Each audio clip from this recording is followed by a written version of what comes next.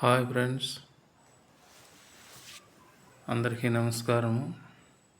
Friends, ప్రతి ఒక్కరి ఇంట్లోనూ మహాభారతం, భాగవతం, భగవద్గీత ఇటువంటి పవిత్ర గ్రంథాలని ఇంట్లో పెట్టుకొని పూజించుకుంటుంటే చాలా మంచిది ఫ్రెండ్స్.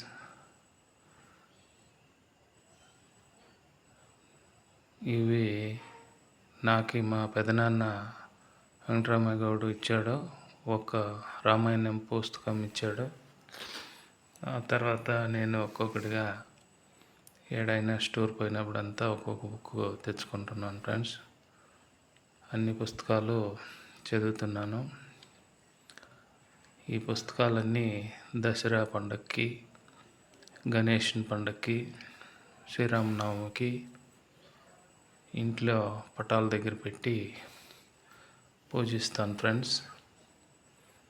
ఈ ఆనవాయితీని ప్రతి ఒక్కరు కూడా ప్రతి ఇంటిలోనూ పూజించాలి ఫ్రెండ్స్. పవిత్ర గ్రంథాలని మనకి ఎటువంటి కష్టాలున్నా, ఎటువంటి బాధలున్నా మన దగ్గరకు రావు. సుభిక్షంగా మంచి మార్గంలో ఆ భగవంతుడు మనకి మంచి దావను చూపిస్తాడు. ప్రతి ఒక్క సమస్యకి సొల్యూషన్ దొరుకుతుంది. భగవద్గీత కానీ, రామాయణం కానీ మనం జీవన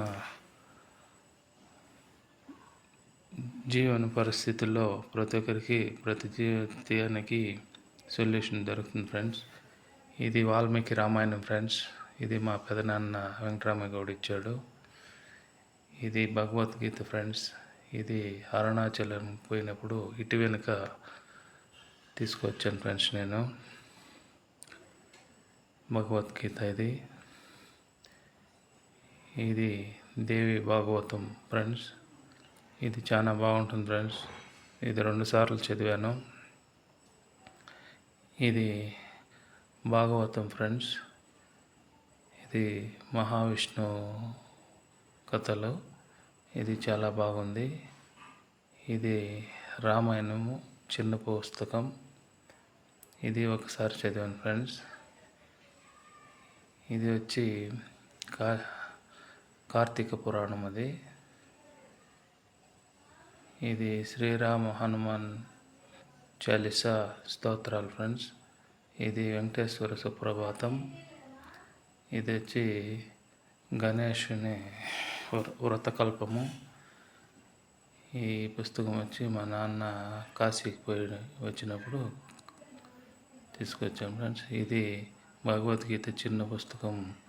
ఇది కృష్ణా పుష్కరాలకు పోయినప్పుడు నేను తీసుకొచ్చాను ఫ్రెండ్స్. ఉంటాను.